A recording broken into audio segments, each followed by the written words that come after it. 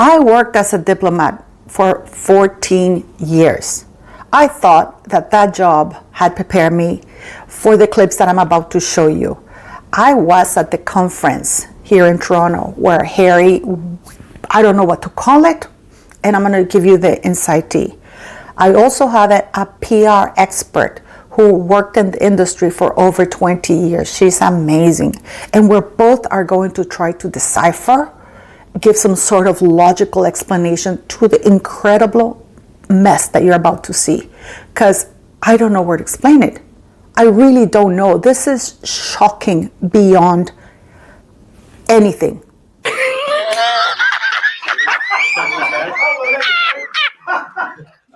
I appreciate your candor. Bleak, dystopian, an absolute nightmare, to be honest with you. That's just my interviewing techniques. Today, what would you want me to do for you? Beg for me, probably. You'd want me to do what? Beg. Beg? Beg. Beg? B-A-K. Beg. What? Bake. Oh, bake! Alison Hammond, that is the TV presenter, the black female TV presenter that Harry chose to mock on Stephen Colbert's. This man is unraveling before our own eyes. He is hell-bent determined in causing as much collateral damage to the monarchy as possible. It is my opinion that he's hell-bent on ensuring that Prince William has no throne to ascend to, that he wants to ensure that Prince William never becomes King William. And he feels protected because he thinks that what happened to Andrew is not going to happen to him. The skit was not even funny. Prince Harry's cringe-worthy late show appearance is an embarrassment and another sign that the novelty of a British prince has worn off in the U.S., PR expert claims. I don't think it's the novelty of a prince that's worn off. I think it's Harry's idiotic antics. His nastiness comes through because him and his white wife dined on the carcass of calling the royal family racist. We know who the only royal racist is, and it is showing. Mocking a black female British presenter. He released that at a time when King Charles, Prince William, and Princess Catherine are hosting the President of Germany in a very highly diplomatically charged meeting conference. It's a state banquet. They're doing their best to ensure good relations between countries, whereas Harry is mocking the host of the country he's in right now. Hold on. Look, I wouldn't say we're obsessed with royalty. Really? I heard you were elected a king. That's a fair point. No, he's got a point. And after making such a big deal, Which is President Trump. It doesn't matter which political side you're on. The fact that he's doing and calling Trump a king, it is pretty terrible. And here we have Harry, the clown prince. He's not even funny. It was ridiculous. It landed very poorly. And he was loudly booed. Because while Harry is doing all of this, using the British royal title and remaining on the royal website, it does affect the monarchy. It undermines it. It takes credibility away. There is huge collateral damage. And to break it down today for you guys, it's going to be Lauren the Insider, because this is terrible. This is not what the monarchy should be about. And if it's not willing to behave decently with respect and dignity, then he should be made a private citizen. Thank you for coming, Lauren. And I cannot wait to hear your opinion on this car crash interview or stage thing. I don't even know what to call it. I mean, what would you call what Prince Harry did here in Canada? 20 minutes. I mean, it's a disaster because you don't go to something, regardless of if it's a contractual obligation, and you don't turn up, take money, and appear like you don't want to be there. I've read the transcript online, and I'm disgusted that he would be that unprofessional. He swore in his speech as well, which I think is incredibly unprofessional. You just don't do that. Everything about this is awful. And it was at the Hilton. It's a real estate conference at the Hilton, but it's not really, actually. It's an incredibly politically driven event. And that's where I have the big issue. How does that affect him from PR point of view? But not only him, the royal family. Well, you know, Charles really needs to strip him of the title because they can't be trusted. So they weren't allowed to use the name Sussex Royal when they left the royal family, but they are using every royal name possible. I mean, what even is Sussex Royal? It means nothing. They capitalise on the Duke and Duchess title. Harry is only paid a fee to talk at these events because it's billed as Prince Harry. And the very fact he's on a stage with someone that's bad-mouthing the President of the United States, regardless of which side politically people lean, I'm sure everyone's in agreement that this is a disastrous move because the monarchy must remain politically impartial. And so we have huge issues going on in the UK, and we need King Charles to be standing up for many things. But, you know, the line that's always kind of reinforced is that they can't be political. And so what do we see? We see Harry turning up at a conference which I would argue has been marketed as a real estate conference, but actually, if you read it, it's a political driven conference, and he's out of his depth. He is in a room with people that he knows absolutely nothing about, and he shouldn't be there. He also he's never had to save for a deposit for a property. He's never had to work 3 jobs like the majority of people to buy a property.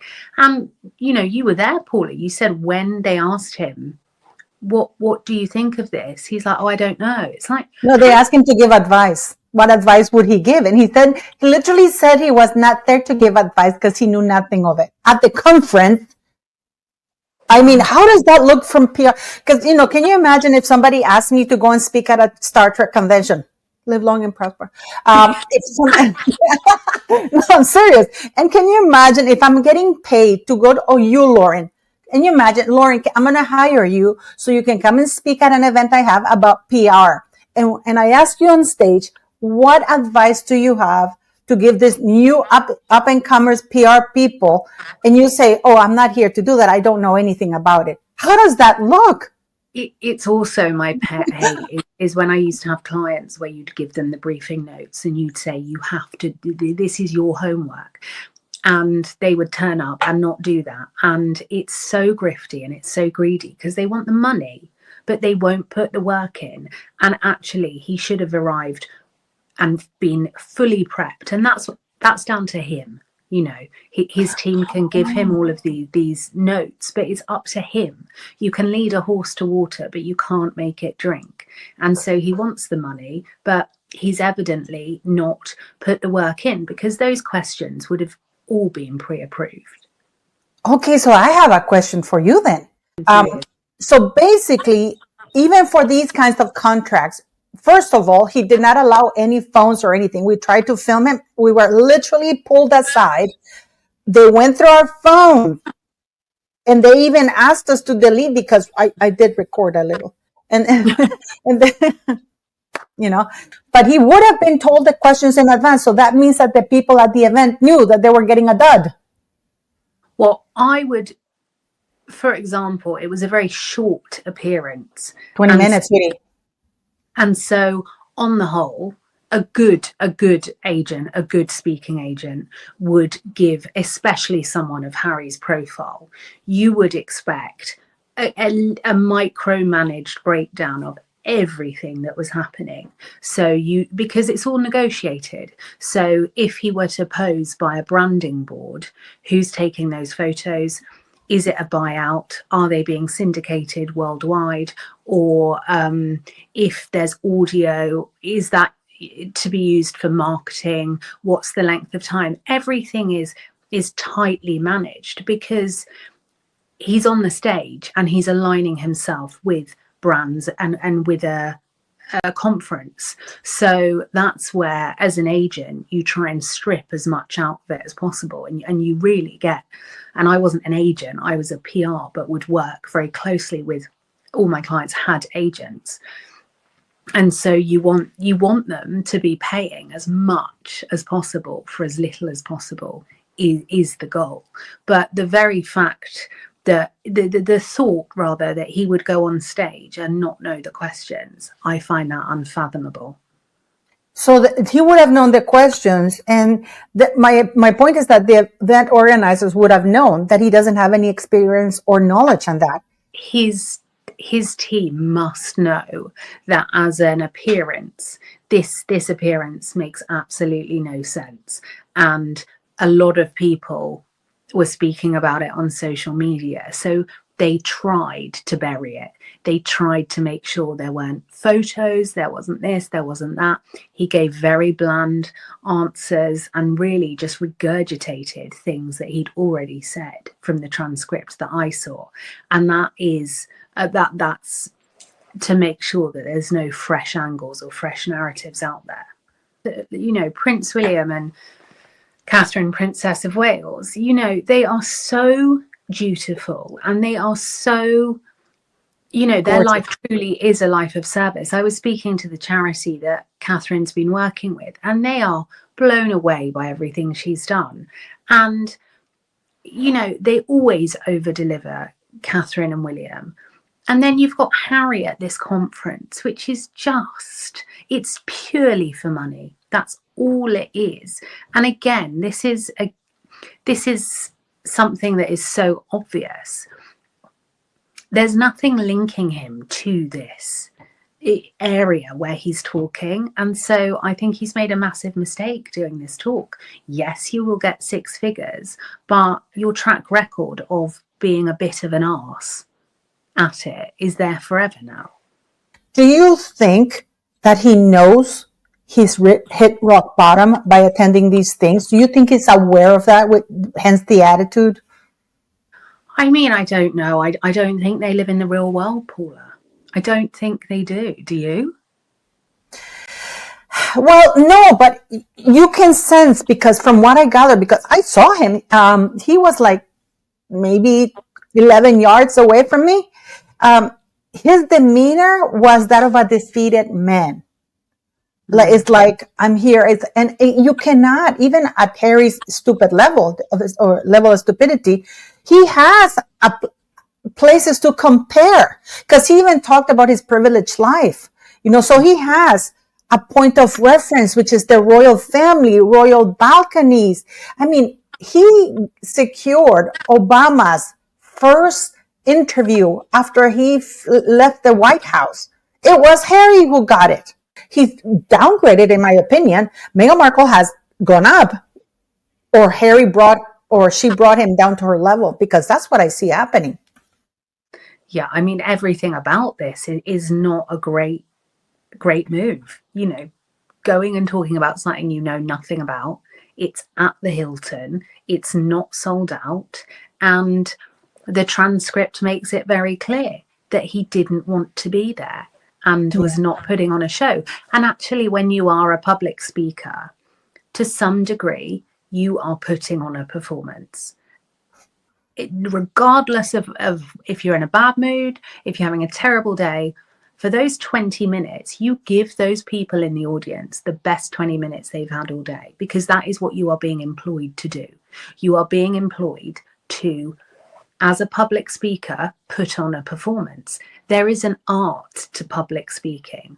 That is why that some people tour the world doing it. It doesn't mean you just take 6 figures, turn up on stage and say a few words. It is a job. So to not prepare properly for that job is disrespectful. And it showed that he was angry to sing for his supper. Mm. Because you can read the transcripts, but if you put the transcript with his attitude on stage, what would you advise Harry? What a contrast. Prince William with, the state banquet. And I wouldn't. I don't advise fools. You don't advise. No, but I mean, let's say that somebody says, okay, Lauren, you have to get this guy out of, the problem is they don't listen. You have to get this guy. I learned, deep into my career that you can't want a client to succeed more than they want it. Like I would always give 110%. And when a client doesn't listen, you drive yourself mad as a publicist, because being a publicist, you are creating a illusion for people to some degree. You are creating the world is a stage, and you are carefully crafting and manipulating things to ensure that your client consistently comes out on top all the time. And so when your client starts meddling or micromanaging or trying to do things themselves or not listening, for me, it's so clear. Like I can read all of these things and know exactly what's happening, because I spent half my life placing and putting clients in these situations. So I guess it's a bit like, the ingredients that goes into a cake, and then when the cake turns a bit funny, you're like, oh well, I know why that happened. They don't take advice, and I could offer them no advice, because they've gone through 10 PRs, and the PRs they've gone through, they are good quality people.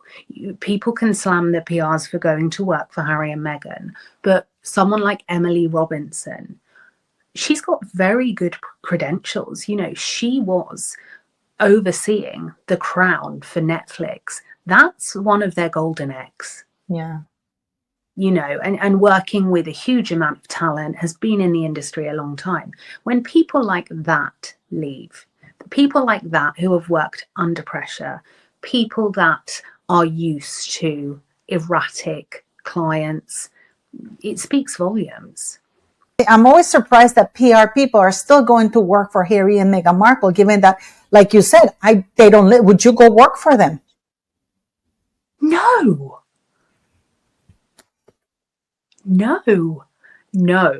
But you also, I wouldn't. Okay, but you don't know. It's not uncommon to be sold a dream by a client that is so different from reality. So you wouldn't advise Harry and Meghan. You wouldn't think of going to work for them because you have your reputation to think of. There is no amount of money, Paula. There's none. Because I am in the chapter of my life where I don't want stress.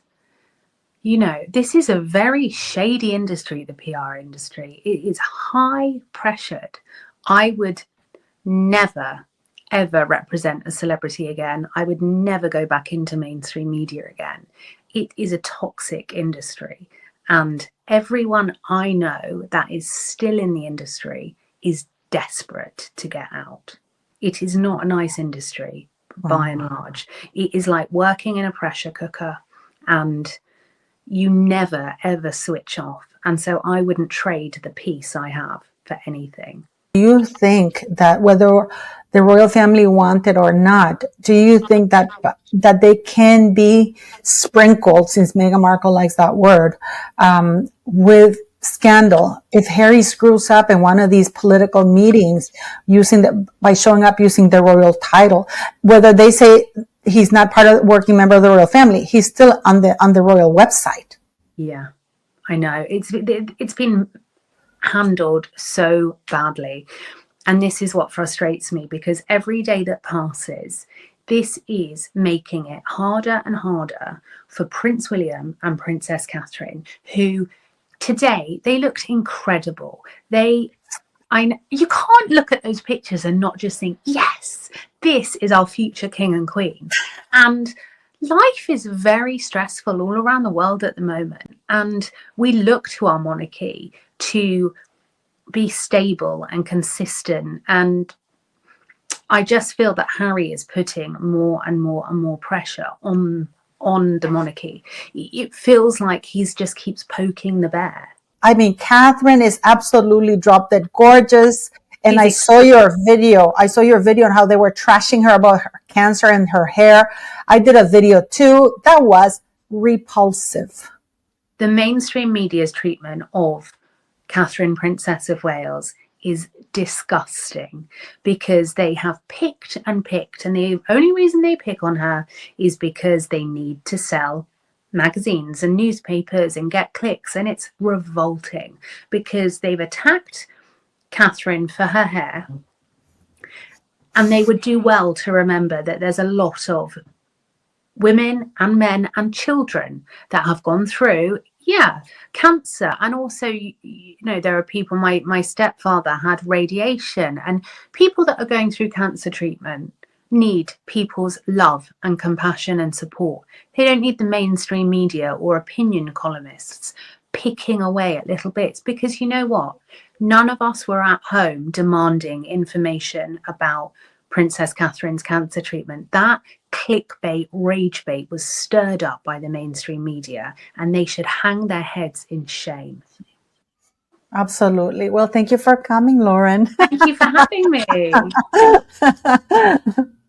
To see Prince Harry mocking a Black female presenter from the United Kingdom, because many of you might not know in the United States who Alison Hammond is, but she's a beautiful lady who is very funny and witty and is Black. Why did Harry choose a Black presenter to mock a female presenter? Because, of course, in my very humble opinion, he's a racist. This racism is showing, which is rich, given that him and his white wife dined out on calling the royal family racist.